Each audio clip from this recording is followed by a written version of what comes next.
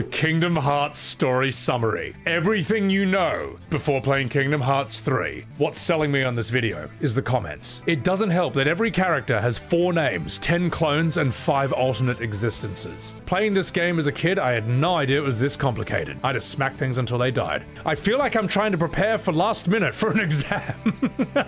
This is like Inception, but on drugs and friendship.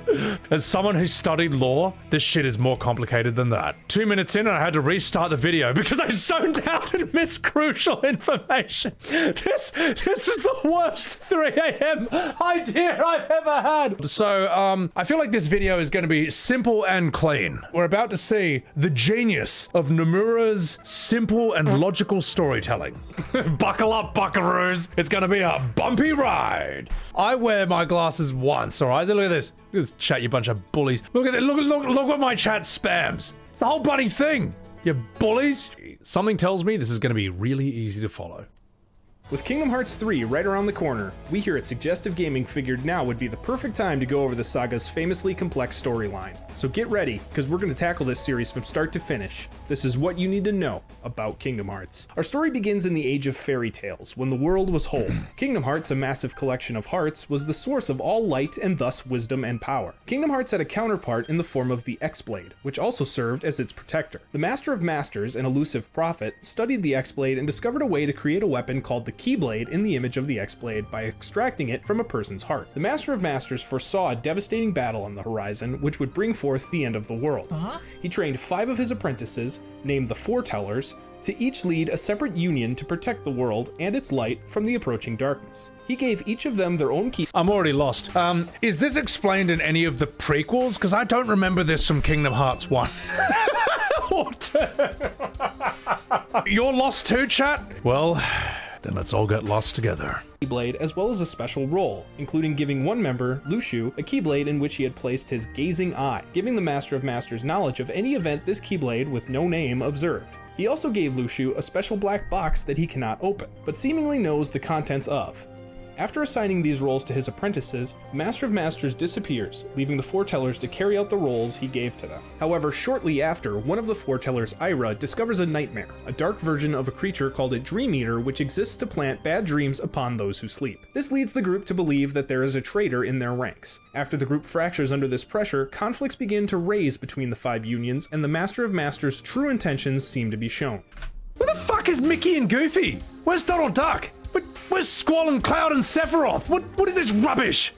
This isn't Kingdom Hearts. This is something else. Is this just spin-off nonsense? Is that what we're consuming? What is this? All right, let's keep going. Fuck it. Let's see. How far are we into this video? 1 minute and 30 seconds. I'm already lost. One Foreteller, Ava, gathers various powerful Keyblade wielders who show resistance to the growing darkness and convinces them to go into hiding instead of fighting, naming this new underground group the Dandelions. As the unions fought each other for control of the world's light, or Lux, in order to fight off the growing darkness, the fractured efforts only allowed the darkness to overtake the entire world. This was called the Keyblade War, and it eventually caused the X-Blade to shatter into 20 pieces, 7 of pure light and 13 of pure darkness. Without its protector, Kingdom Hearts disappeared into the darkness. After the battle, the world was saved by the light within the hearts of children. However, not fully. The one world was split into many disconnected worlds. I recognize these two. I recognize these guys. Okay. I think it's about to make more sense. The dilapidated battleground that once hosted the Keyblade War was then known as the Keyblade Graveyard, filled with the Keyblades of those who failed in the war. The remaining wielders, the Dandelions, vowed to protect the world from further destruction and later worked to reunite the unions. Years later, when the events of the Keyblade War were known only as legend, a young man on the Destiny Islands known as Xehanort was paid a visit by a mysterious cloaked figure. As it turns out, this figure was a being named Ansem, a form of Xehanort's future self, traveled back in time. Ansem is a being called a Heartless, which is essentially a living manifestation of the darkness within someone's heart. Ansem grants Xehanort the ability to travel through time in order to gather 10 vessels to house fragments of his future self's heart in order to create an organization that could recreate the X-Blade and restart the Keyblade War. After traveling through time and returning, Xehanort loses his memory of the events, but carries a subconscious desire to become a Keyblade Master and carry out the events that would lead to this foreseen future. Ansem also returns to his own time. Xehanort travels to the Land of Departure and trains to become a Keyblade Master along with his fellow pupil and friend, Ericus. The friendship between the two begins to fracture, however, when Ericus believes that the darkness in the world should be eliminated, whereas Xehanort believes it can be controlled, and that instead of eliminating darkness, it should instead exist in an equilibrium with light. An aging Xehanort then takes an apprentice, named Ventus, with the sole purpose of using his body as a vessel to transfer his heart into. However, Ventus proves to be too weak for this purpose, and Xehanort instead extracts the darkness from his heart to create a new being known as Vanitas. As someone who's only played Kingdom Hearts 1 and 2, I don't remember any of this, alright? I remember going adventures with Donald Duck and Goofy. I remember having some finny fun with Ariel in Atlantis. And, so I remember going to black and white Mickey Mouse World with that horrible level where the cars keep setting the building on fire. What is this? This process also births a new breed of being called the Unversed, creatures attracted to negativity. Xehanort decides to use Vanitas to recreate the X-Blade by combining his heart of pure darkness with a heart of pure light, which he would find later. Xehanort takes Ventus to Destiny Islands to die, but there, his broken heart is unknowingly touched by a newborn baby named Sora, whose heart mends his own. This allows Ventus to survive, and Xehanort instead takes the boy to Ericus to be trained with his other two pupils, Terra and Aqua. Xehanort sees one of these other apprentices, Terra, as a suitable vessel after the failure of Ventus, and he begins to manipulate him into turning against his friends. During this period, Terra visits Destiny Islands and meets a young boy named Riku. Terra performs a ceremony called the Bequeathing, a ritual in which a Keyblade Master, or someone of an equal level, has someone touch their Keyblade to inherit the power to wield one. Terra bequeaths Riku, and a Keyblade called Kingdom Key chooses him. Also during this time, Aqua ends up in Radiant Garden and finds a young girl named Kairi, who accidentally touches Aqua's Keyblade, bequeathing her and allowing a Keyblade to choose her in the process. Meanwhile, Ericus attempts to kill Ventus to prevent him from being used to create the X-Blade and ultimately lead to total destruction, but he is stopped by Terra. Xehanort arrives and kills Ericus and goads Terra to meet him in the Keyblade Graveyard, where Aqua and Ventus follow. At the Keyblade Graveyard, Xehanort transfers his heart into Terra's body to become Terra Xehanort. Terra is able to resist this somewhat, but meanwhile, Vanitas possesses Ventus, and the two forge to create the X-Blade. This allows Kingdom Hearts to come out of the darkness it was lost to during the Keyblade War, and it appears in the sky. I've also completely lost track of everything that's going on here, but did Nomura just like throw all of his ideas into a blender, turn it on high, and then pour the resulting juice into a computer, and that's what we got? Like, I have no idea. This is a lot. And like Kingdom Hearts 1 hasn't even happened at this point. Yeah, my brain hurts. I understand Kojima's storylines. I understand Metal Gear Solid 1, 2, and 3. Like, I have no idea what the hell is going on with this. This feels like something AI would write. I wonder if you could program AI to write a story like Nomura. If you fed them in like the Kingdom Hearts storylines, like could it produce something? But the thing is, Nomura had to do this first. AI might be able to replicate it, but it probably won't be able to come up with it. And in that regard, Nomura is a genius. He can come up with something that not even AI could. The difference is, AI would be able to come up with an ending, whereas I doubt that he could. However, Aqua, aided by another Keyblade apprentice, Mickey Mouse, defeat Vanitas to shatter the X-Blade, blasting everyone to different worlds and causing Kingdom Hearts to disappear once again. Mickey Mouse is back, boys! Ventus's heart is lost after the battle with Vanitas, and Mickey brings him and Aqua to the mysterious tower. There, Aqua meets Yen Sid, a retired Keyblade master who trained Mickey, and learns that Ventus has fallen into deep sleep until his heart is able to recover. Aqua returns to— Wait, the wizard from Fantasia is a Keyblade master? I mean, you know, we can work with that. He seems old enough. The Land of Departure to seal it away, as she was instructed to do by Ericus before his death. She transforms the Land of Departure into Castle Oblivion, creating the Chamber of Waking, where she seals Ventus's body while it heals. She then goes to Radiant Garden, where Terra Xehanort landed.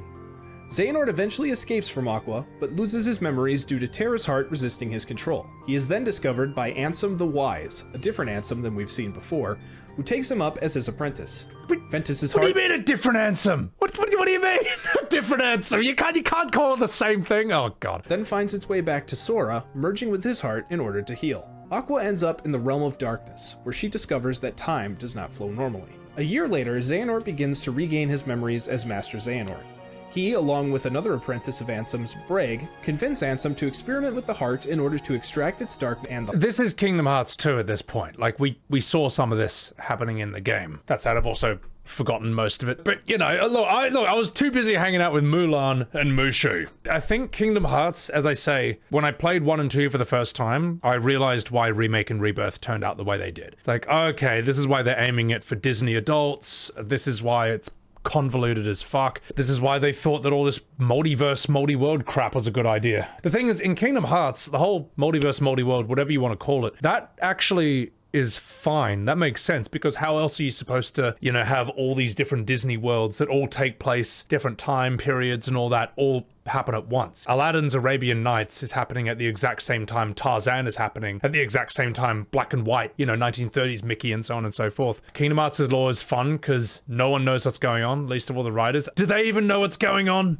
9 years later, Sora, the boy who Ventus's heart had taken refuge, is preparing to leave his homeworld of Destiny Islands with his friend Riku, the boy Terry. Here we go! I know this part! I played Kingdom Hearts 1! I remember Kingdom Hearts 1, there was this moment, and you can see Hades behind me, where around this one table, it's Maleficent, Hades, and Jafar all plotting against you. And for me, that was like a top 10 anime crossover moment, or you could say top 10 Disney villain crossover moment right there. It's like, oh, okay, these guys are all really, these guys are actually really powerful. And them teaming up to fight you is a really cool idea that you never see in the movies, because all the movies are self-contained separate entities. It's a pity we didn't see more of that, at least to my memory, but I really like that image. I thought that's cool. I think multi-world can work for this, but I don't know. Everyone having like multiple copies of themselves. Oh, here's the same character, but he's a different character even though they're the same name. It's like, oh, piss off. Anyway. The artificial Kingdom Hearts that Ansem created at the end of the world.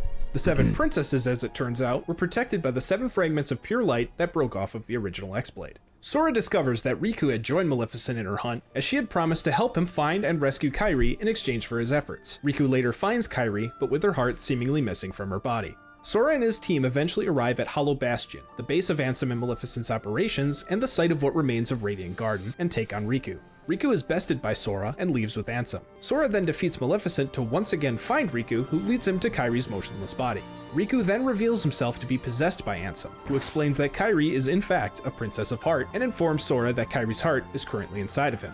Sora defeats Ansem, but cannot seal Hollow Bastion's keyhole due to Kairi's heart remaining in his body. Sora uses Ansem's keyblade to unlock his heart, releasing his and Kairi's heart in the process. This event, however, turns Sora into a Heartless. Kairi's heart returns to her body, and she uses the strength as a Princess of Heart to return Sora to his human form. Ansem has retreated to the end of the world, a conglomerate of the fragments of worlds taken by the Heartless, where he is found and defeated by Sora.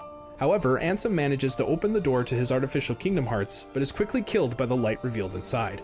Mickey and Riku... Is that where you have the boss fight against that huge demon thing from the end of Fantasia? To the music, Night on Bald Mountain? I think that's... Oh, that fight was a big soy face moment for me. The music was like dun dun dun dun dun dun dun dun dun. That is just awesome. That was cool. That was a phenomenal reference. Yeah, we're not even halfway through the video. We're right, chat. Right, we're 10 minminutes of the way through this video. Oh God. All right, let's continue. To his artificial Kingdom Hearts, but is quickly killed by the light revealed inside. Mickey and Riku, back in his own body, are seen through the door in the Realm of Darkness. A swarm of Heartless rise and attempt to attack Riku, but Aqua, who had met up with Mickey previously, sacrifices herself to keep them from reaching him.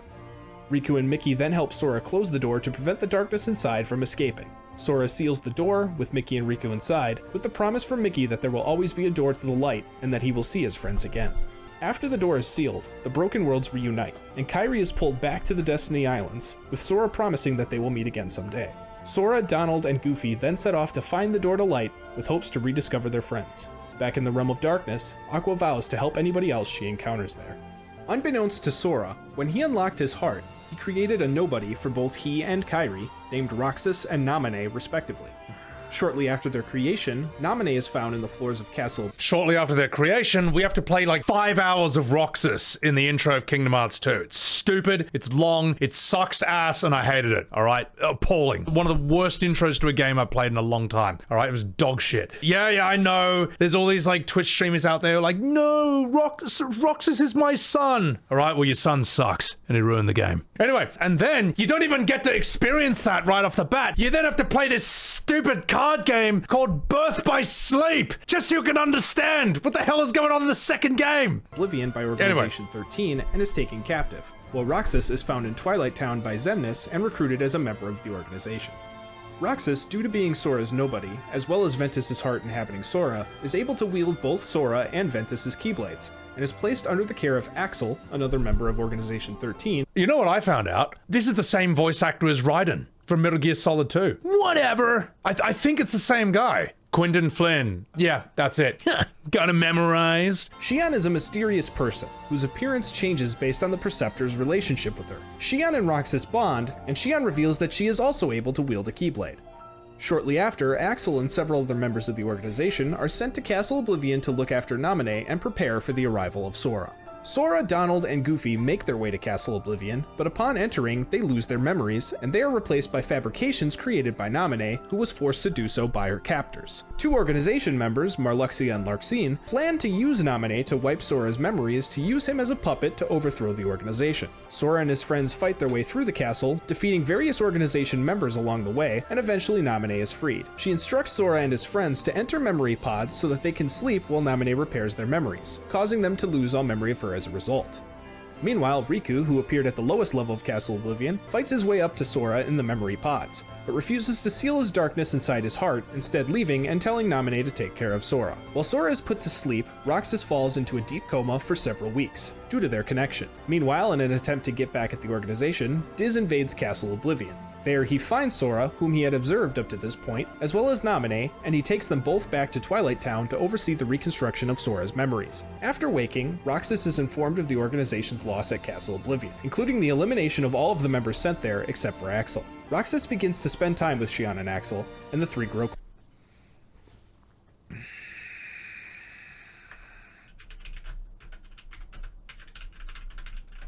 Thought that looked familiar.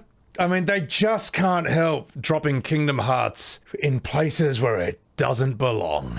Because why not? Why not have Elena from the Turks eating a Kingdom Hearts ice cream in the middle of Dine and Barrett's death scene? She also looks like that blonde lady in Chain of Memories as well. What a surprise. Square, you've done it again. And by do it again, I mean you've ruined another game. It's a shame, isn't it? Shortly after, Roxas begins to experience Sora's memories as they are restored in Sora, and he starts to question the motives of the organization. Eventually, Xian encounters Riku, who calls her existence into question. Riku later finds her unconscious on Destiny Islands, and asks her to come with him to find Sora in order to return the memories of his back to him so he can awaken. Confused as to why she has Sora's memories in the first place, and not wanting to leave her friends, Xian returns to the organization. But Sora's memories begin to absorb faster into her instead of Roxas, making her grow strong while he grows weak, which was the goal of Xemnas. This event also stops Naminé's efforts to restore these memories into Sora. Shortly after her return, Xian leaves once again with Riku to go find Sora. Later, Axel reveals to Roxas Xian's true identity, an imperfect replica of Roxas created by Xemnas as a failsafe if he failed. Upset that Axel had known this but kept it from him, Roxas begs Axel to reveal his true identity as well. Axel refuses, and Roxas follows Xian's lead and defects from the organization, despite Axel's warning that the organization would destroy him for this betrayal.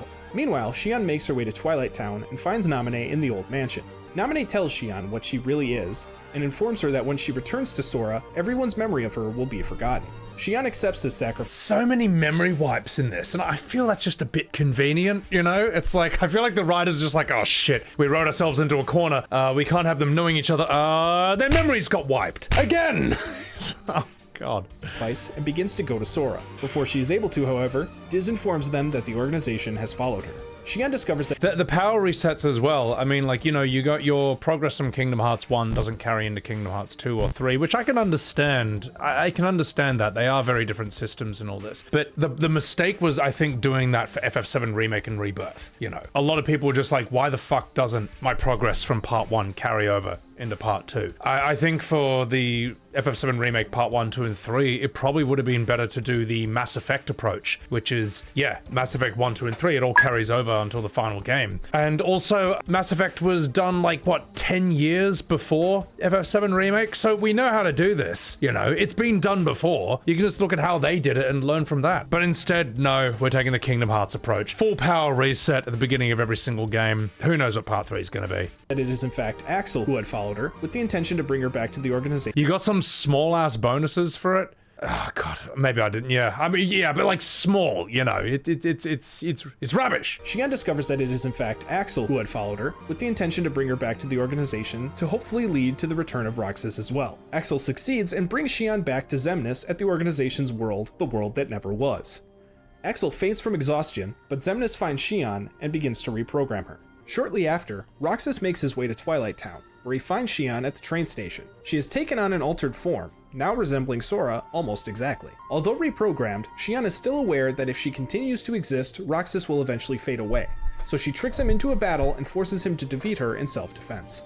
After the battle, Roxas holds Xian in his arms as she fades, returning the memories and the heart she grew to Sora. Consequently, Roxas loses his memories of her. She asks him to prevent Xemnas from...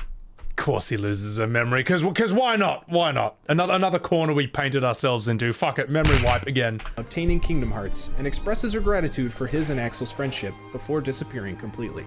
Roxas makes his way to the world that never was to confront Xemnas, but is stopped by Riku, who intends to capture Roxas to complete Sora's memory restoration. The two do battle, and Xian's lingering influence convinces Riku to stop Roxas at any cost, as she believes he is not ready to take on Xemnas yet. Roxas overpowers Riku, so Riku removes his blindfold and taps into the darkness in his heart, transforming into a new form resembling Ansem, who now resides within Riku. Riku ultimately defeats Roxas and disappears and opens a portal back to the old mansion, where he takes Roxas. Knowing that the organization will always be on the hunt for Roxas, Diz digitizes him and places him in a virtual Twilight Town.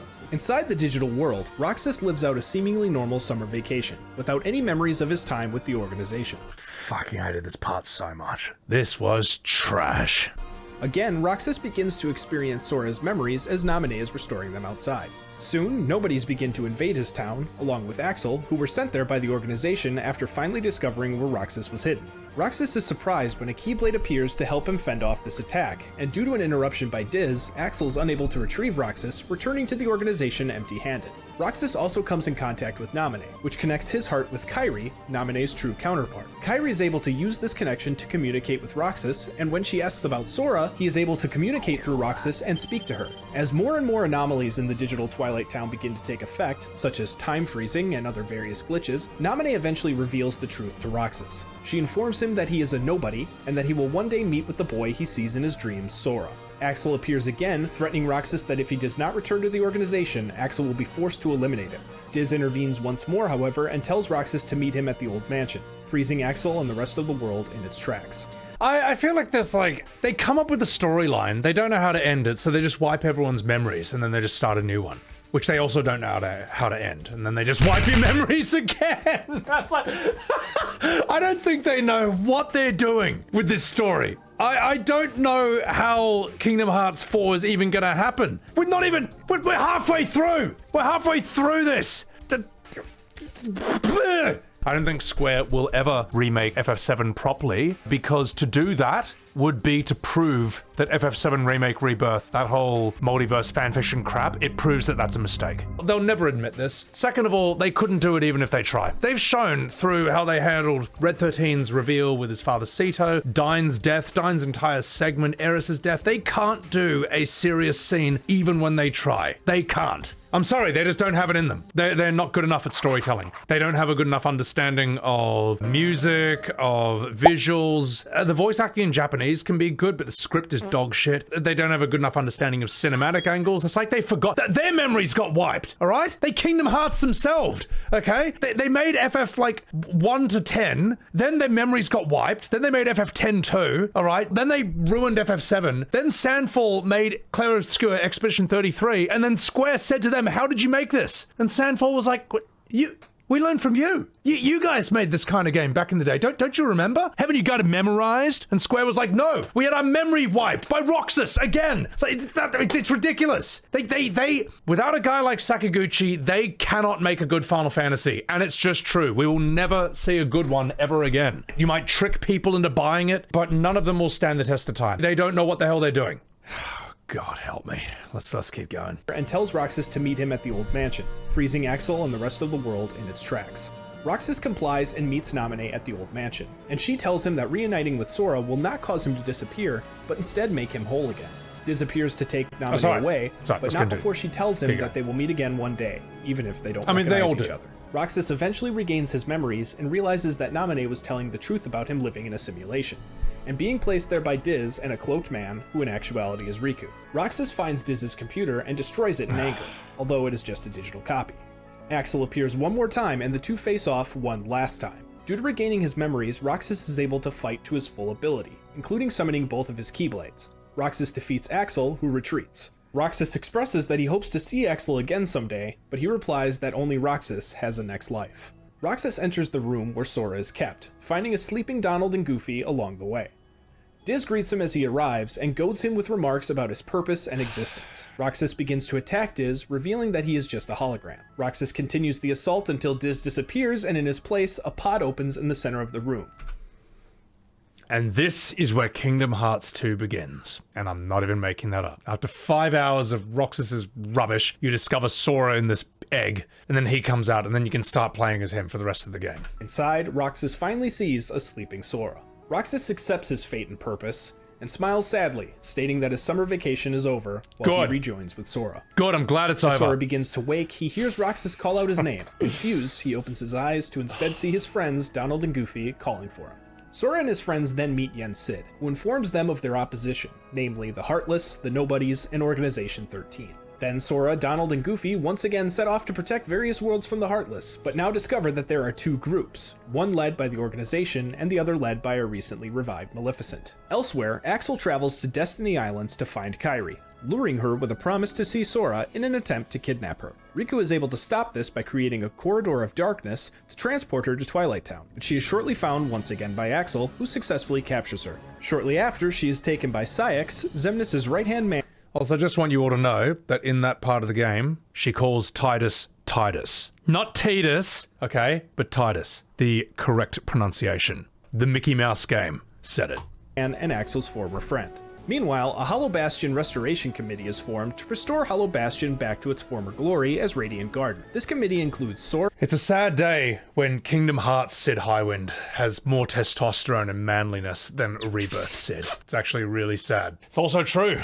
To restore Hollow Bastion back to its former glory as Radiant Garden. This committee includes Sora, Donald, and Goofy, but also some of the various inhabitants of Traverse Town Sora met at the beginning of his journey.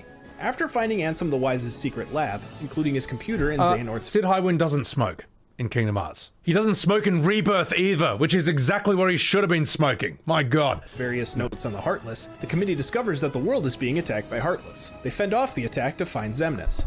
Mickey runs after him, and quickly thereafter, Sora, Donald, and Goofy find themselves surrounded by a massive Heartless army. The three hold off the attack and eventually catch up to Mickey. Xemnas taunts the group, implying that Mickey knows more about a still missing Riku's location than he lets on, before vanishing in a corridor of darkness, with Mickey in tow. The trio are then accosted by Axel, who tries to help them by revealing the organization's plans, but is stopped by Saïx. Saïx instead reveals the organization's intent to Sora, to use the power of Sora's Keyblade to capture the hearts of the Heartless to build the new Kingdom Hearts. Saïx summons a group of Heartless to attack Sora to force him to release their hearts. Suddenly, Maleficent appears to summon her own Heartless against Saïx, but he is able to summon Nobodies that dispatch them easily. Maleficent then attempts to hold off the Nobodies on her own, telling Sora to escape and find a way to defeat the organization, opening a corridor of darkness beneath them, taking them to the Realm of Darkness, which Sora is able to escape to safety using his Keyblade. Sora resumes his quest to rid various worlds of Heartless and Nobodies, eventually making his way back to Twilight Town, where he ends up at the old mansion with Xehanort, Pence, and Olette, Roxas' friends in the simulation. They are ambushed by a group of Nobodies, but Mickey arrives for the save, and the group make their way into the basement of the mansion to find Diz's computer, which they use to enter the simulation. Inside, they are again ambushed, but this time by an overwhelming horde of Nobodies. Axel arrives and sacrifices himself to eliminate the horde and save Sora. While on the ground, fading away, he apologizes for kidnapping Kairi, revealing her location to Sora. He reveals that he did it because he wanted to see Roxas again, but admits that Sora makes him feel the same way Roxas did, like he had a heart. With his final moments, Axel opens a portal to the organization's world, the world that never was.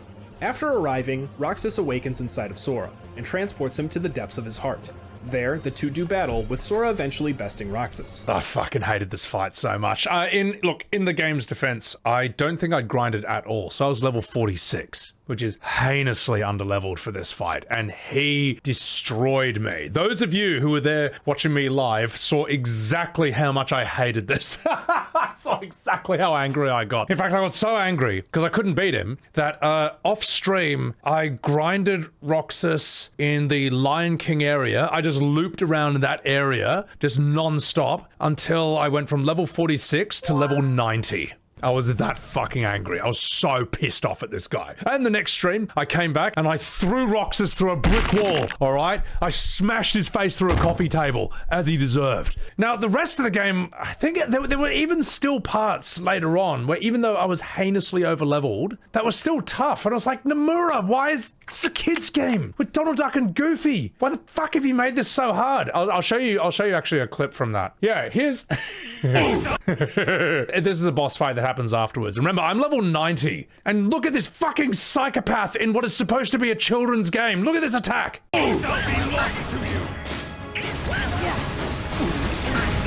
Fuck off. Jeff, bro, relax. Relax. Relax. Relax. Relax, bro. What? Nomura, stop it. Are you for fucking real? Are you for fucking real, Nomura? You're having a fucking laugh, bro. You are having a fucking laugh, mate. That is outrageous. That is outrageous, bro. That is outrageous for a fucking Donald Duck Mickey Mouse game. That is insane. I was over-leveled and he still nearly killed me. It's ridiculous. Roxas asks Sora why Axel chose to save Sora instead of transforming him into a Heartless to bring Roxas back before departing. Back in the real world, Sora, Donald, and Goofy meet up with Mickey and the group make their way to the organization's stronghold, the castle that never was, where the new Kingdom Hearts is nearly complete. Inside, Kairi is freed from her captivity by Naminé, who opens a corridor of darkness she uses to escape. The two are confronted by Saïx again, but are saved by a cloaked figure who turns out to be Riku, still resembling Xehanort's Heartless. Sora and his friends reach the castle, and Mickey runs ahead to meet with Diz as Sora fights his way through. Saïx eventually corners them and sicks a swarm of Heartless on them, while Maleficent and her lackey Pete take the opportunity to invade the castle. Sora fights through the Heartless, eventually making his way to the... Pete was a good addition, but he was kind of the main villain for a lot of this game. And while I think he's good, I don't think he was a suitable replacement for like Hades, Maleficent, and Jafar all at once. Like, I don't know, maybe they should have had another villain and maybe one more. I don't know. But like every world I went to is like, oh, here's Pete again. So he's cool, but I don't know. Could have used more. The upper level, where he finally reunites with Kairi and Riku. The group make their way through the castle, defeating several organization members along the way, including Saïx. There, Riku reveals to Sora the truth about his and Roxas' connection, informing him that Roxas is now within him. They reach Diz, now unmasked as Ansem the Wise once again, along with Mickey, who are trying to seal the new Kingdom Hearts using an encoding device. The machine begins to overload, however, just as Xemnas arrives. Xemnas and Ansem argue over who is at fault for the destruction of so many worlds, leading Ansem to regretfully admit his hand in the events. Getting closer to overloading, Ansem apologizes to Roxas for what he put him through, hoping the message reaches him through Sora. The machine then explodes, and Ansem vanishes. The explosion purifies Riku and returns him to his true appearance, but also damages the new Kingdom Hearts, unleashing a giant wave of Heartless, which Maleficent and Pete hold off, allowing everyone else to give chase to Xemnas. At the very top of the castle, they find Xemnas, and Sora fights and ultimately defeats him. Xemnas escapes through a door that opened along with his Kingdom Hearts, and Sora and his friends enter it to pursue, eventually reaching him in his fortress. Sora and Riku defeat him once again, and he fades away. Everyone then leaves through a corridor of darkness, but before Sora, Kairi, and Riku are able to, Naminé and Roxas appear. Roxas and Naminé come to peace about becoming one with their respective others again, knowing that as long as Sora and Kairi are together, they can be together as well. Naminé merges with Kairi, and Roxas finally merges with Sora. Kairi leads the group through... It's like Piccolo when he reabsorbs Kami in Dragon Ball Z. Okay? Just wondering if you got that reference. Never played Kingdom Hearts, and you can't say this video makes you want to change that. You really want my honest opinion, man? I'd just say play the first one. I can't even recommend the second one, to be perfectly honest, because I can't tell anyone, oh, before you play Kingdom Hearts 2, you have to watch a YouTube video of Chain of Memories. I just don't want to do that to anyone. First one had horrible level design. It's true. You'll get lost in every single world in Kingdom Hearts 1. Every time I got to a new world, all of chat was like, oh god, not this world. I'm like, you say that to every world. and I got lost in every world, so it kind of made sense. But the gameplay is very fun, and I thought the Colosseum was probably my favorite part of the whole thing. I liked fighting in that game. The corridor, but before Sora and Riku can enter it, it suddenly closes and Xemnas appears once again. Together, Riku and Sora are able to ultimately— That is an absolutely banger outfit he's got on. Just look at that. It's like the band The Darkness. You know, the guys who are like, I believe in a thing called love. Just listen to the rhythm of the heart. You don't know what I'm talking about, do you bloody Fortnite TikTokers? Appears once again. Together, Riku and Sora are able to ultimately destroy Xemnas and Organization 13 in turn, and escape to the edge of the Realm of Darkness at a beach. Okay, there, you do know that song? They rest before a message in a bottle from Kairi washes up. After Sora reads it, the door to light opens, and Riku and Sora run through, sending them back to Destiny Islands. There, they are reunited with Donald, Goofy, Mickey, and Kairi. Upon reuniting, Roxas and Naminé are able to connect once more. Afterwards, Jiminy Cricket, who had been chronicling Sora's adventures in his journals, finds that one he had written for their first journey is now completely blank. Instead, all that remains in the journal is the phrase, "Thank Naminé," which he had wrote himself as a reminder, knowing he would lose all memory of her after their ordeal in Castle Oblivion. In his investigation into this line, he finds another that he didn't write. Their hurting will be mended when you return to end it. To solve the mystery of this message, Mickey digitizes the content of the two journals and sends a virtual version of Sora, called Data Sora, to a digital Destiny Islands to relive the journal, Sora's journeys, and find out who the hurting are. After carrying out the events, Data Sora meets a cloaked figure who turns out to be a Data version of Roxas, whom Data Sora does not recognize. Data Roxas helps Data Sora open a door with— I don't know any of this. This is after Kingdom Hearts 2, isn't it? Is this recoded? She proceeds through to meet Data Naminé. When do we get to Kingdom Hearts 356/2 days? Or I think that's the name of it. God, that's got to be one of the worst titles of all time. So this is recoded. So this is all in the digital world. She reveals to Data Sora that his real-life counterpart is the key that connects everything due to his connections with herself, Roxas, Axel, and Xion. She also tells Data Sora about Terra, Ventus, and Aqua, who are tied to Sora's heart. It is these 7 figures that real-life Sora must save from their hurting. Data Sora thanks Data Naminé, who then erases herself from the notebook. Meanwhile, Mickey meets with Yen Sid, and they discuss finding Ventus, Terra, and Aqua. Mickey says that they may be closer to knowing the location of Ventus's heart, leading Yen Sid to explain that now they only have to find Terra, revealing that the two are aware Aqua is somewhere in the Realm of Darkness.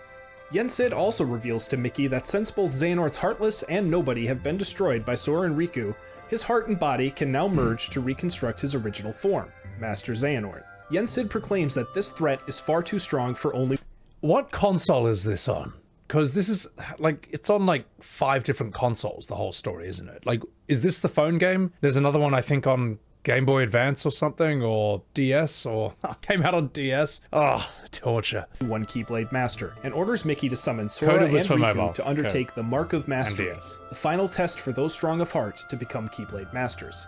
Mickey then writes a letter to Sora of what he has learned and tells him to bring Riku to meet with him and Yen Sid. He sends the message in a bottle to Destiny Islands, where it washes on shore and is read by Sora, Riku, and Kairi. In the Realm of Darkness, Aqua, still trapped there, finds Ansem the Wise, who had been transported there after the explosion caused by his trying to seal Kingdom Hearts. He reveals to her that his memories are starting to fade, but tells her about a boy he met at least a year ago with a Keyblade who— Of course, his memories are starting to fade. I mean, at least this one's a slow burn, instead of like the instantaneous wipe. who has twice saved the world from darkness. She asks if the boy's name is Terra or Ventus, but Ansem replies that it is neither. He then reveals that he had hid his research within the boy while his memories were being repaired, and that he hopes the boy will one day use this knowledge to open the door to save him and those that are connected to his heart. Aqua asks the boy's name, and Ansem reveals to her that it is Sora. On Radiant Garden, in Ansem's lab, the members of Organization 13 are revived in their original human form due to their nobodies and heartless being destroyed. Members Dylan,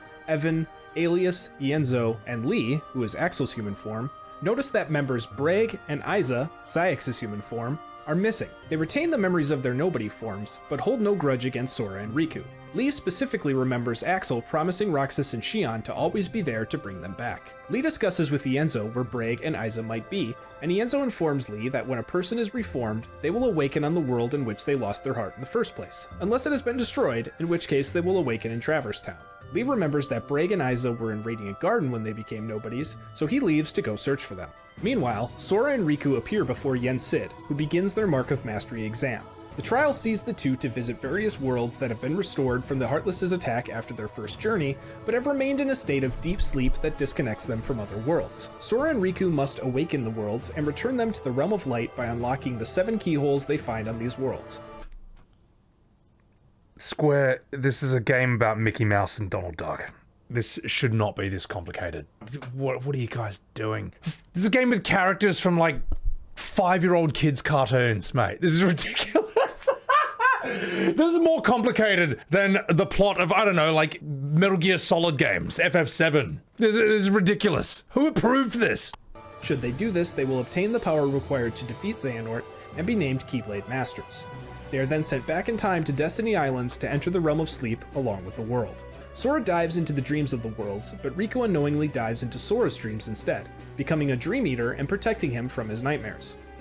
While Sora and Riku are away on their exam, Mickey gets a letter informing him that Minnie has been kidnapped by Maleficent and Pete, and he, Donald, and Goofy set off to Disney Castle to rescue her. Once there, Maleficent demands access to the data worlds Mickey created when he digitized Jiminy's journal. Mickey refuses, and a corridor of darkness opens in which Lee's chakrams fly through, blocking Maleficent's attack and causing her and Pete to scramble away. Lee emerges from the corridor, and Mickey recognizes him as Axel. Lee corrects him before the four of them return to the mysterious castle to speak to Yen Sid. There, Lee requests that Yen Sid give him the ability to wield a Keyblade. Yen Sid warns him that this path will not be easy, but Lee persists and is trained by Merlin the Wizard and the 3 good fairies, who use their magic to shorten the training period. In the Sleeping Worlds, Sora and Roxas encounter both Xehanort's Heartless and Nobody, along with a mysterious young man. After they seal all 7 keyholes, Sora is transported back to the real world and to the world that never was. There. Oh my god. You don't just have one type of copy, which is a Nobody. You also have a Heartless. Am I right about that?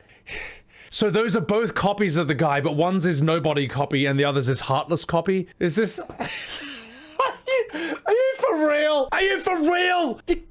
What is this? This is ridiculous. This is convoluted soup. This is word soup. Sora finds that Braig has once again become his nobody, Xigbar. The mysterious young man appears once again and places Sora into a deep sleep. Inside this dream, the young man reveals himself to be a young Master Xehanort, and he reveals to Sora his ability to travel through time. Sora travels deeper and deeper into his own dreams, trying desperately to make it to the castle. However, along the way, he is haunted by visions of Naminé, Roxas, Xion, Terra, Aqua, and Ventus, each weakening his heart. Upon reaching the castle, Sora finds both Xemnas and Xigbar, who explain that the young Xehanort has been using his time-traveling ability to gather various incarnations of Xehanort to create a new, real Organization 13.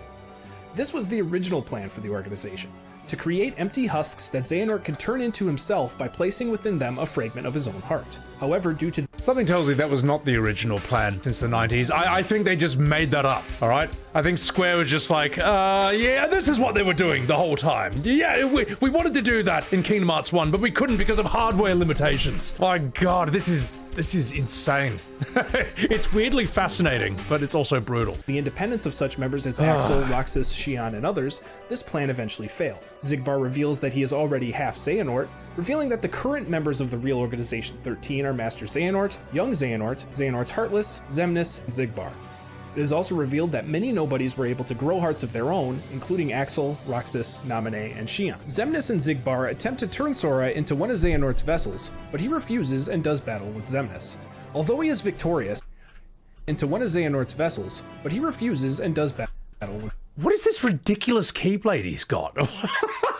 That's not a key. What's that supposed to open? Looks like a toucan pinata. Sorry, Xemnas. Continue. Although he is victorious, the battle does too much damage to his heart, and he falls into a comatose state, and young Xehanort brings him into the castle.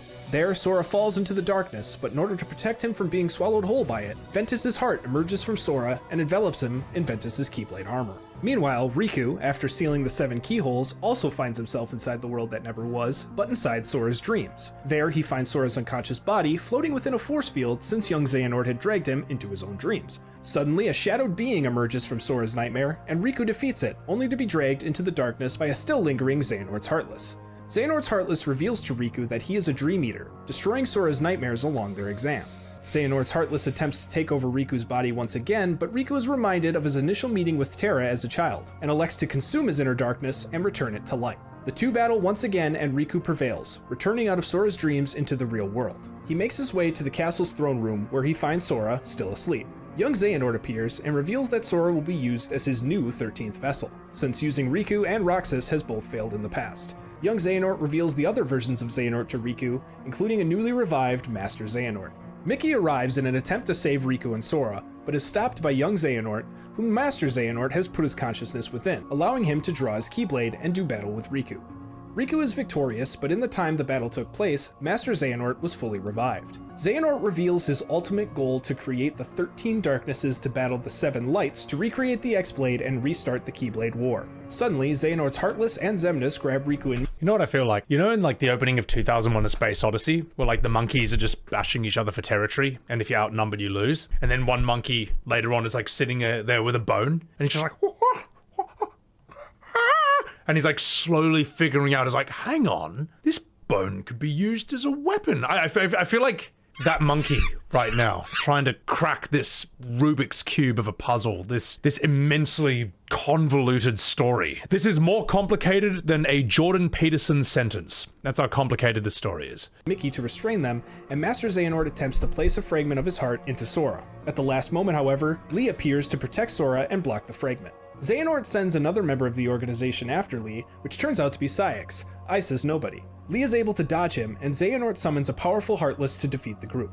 Donald and Goofy are able to arrive and defeat it, however, and Master Xehanort retreats with his organization, vowing that this is only a temporary setback and that his plan will succeed. The group return to Yen Sid at the mysterious tower with Sora's body and inform him of Master Xehanort's current scheme. In order to awaken Sora, Riku must use the power he obtained by sealing the 7 keyholes to dive inside Sora's body to reassemble his broken heart. Inside, Riku does battle with Sora, inside Ventus's Keyblade armor, which has been corrupted by a nightmare. This frees Sora, but he disappears, causing Riku to use Sora's Keyblade to enter a version of Destiny Islands. Here, Riku meets with what appears to be Roxas, Ventus, and Xion, before finally meeting with a data projection of Ansem the Wise. This projection reveals that Riku is actually accessing the research data that the real Ansem had hidden inside Sora while his memories were being restored.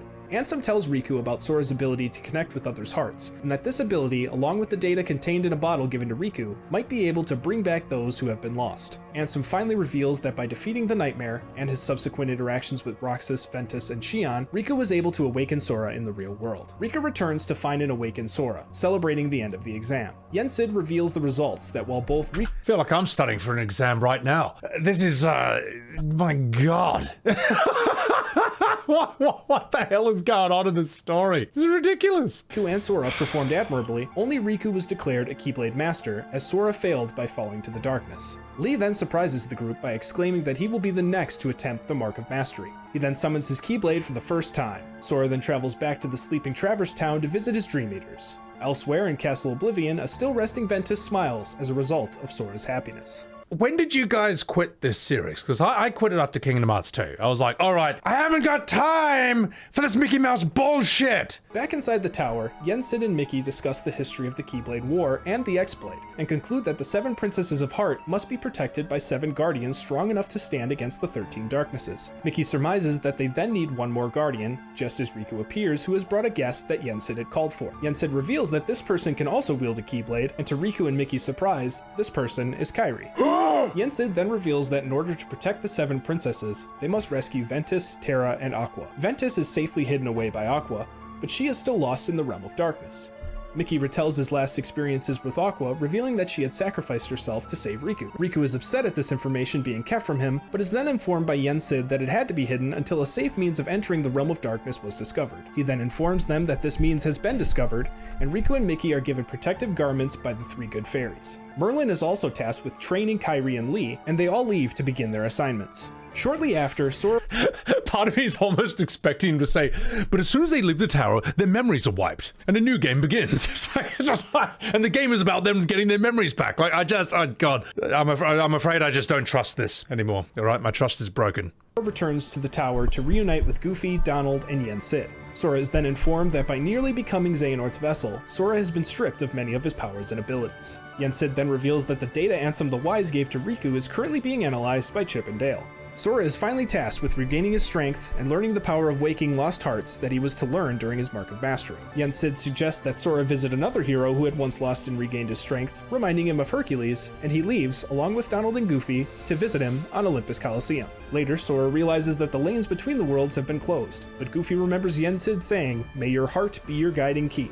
Sora then uses his heart to summon a gate to Olympus Coliseum, and the three blast off in their ship, leading us to Kingdom Hearts 3. Hey everybody, thank you. Oh, my brain hurts after watching that. My brain hurts from this. But you know what? Suggestive Gaming, as Barrett said to Leslie in FF7 Remake, you alright. I'm gonna smash you a like, man, smash you a subscribe. Guys, please chuck a like and a follow and so on and so forth to Suggestive Gaming for making that oh my god, how long did it take to make this? That was brutal. That's insane. Oh god. And after Kingdom Hearts 2, it felt like there were 3 games worth of story, or like 4 even, leading up to Kingdom Hearts 3, with multiple memory wipes in between and clones getting cloned. I feel like in this game, people's clones have clones. You know, you got your Heartless, you got your Nobody. One of you said that someone even has 13 copies of themselves, and some of them exist in alternate dimensions. Like, oh my god. It really explains why FF7 Remake turned out the way it did. It really explains it, doesn't it? They were like, hey, if it worked for Kingdom Hearts, sort of, and Marvel, surely it should work if we do this to FF7. And it turned out it didn't work, and everyone hated it. So at the end of FF7 Remake, where they say that, like, we're gonna take the story in all kinds of wacky new directions that you'll never predict, everyone hated that, and then Square was like, oh shit, well, okay, well, for Rebirth, we'll try and keep the story the same, except this time it sucks. So they sort of hit like certain story beats and all that, but they end up just making an alternate timeline where FF7 sucks. So yeah. Video Game Donkey's summary on Kingdom Hearts is funnily accurate. Yeah, I need to see that. Your Heartless has nobodies as well? That's the worst thing I've ever heard. This is ridiculous. This is horrible. I have no idea how any of you are excited for Kingdom Hearts 4 after this.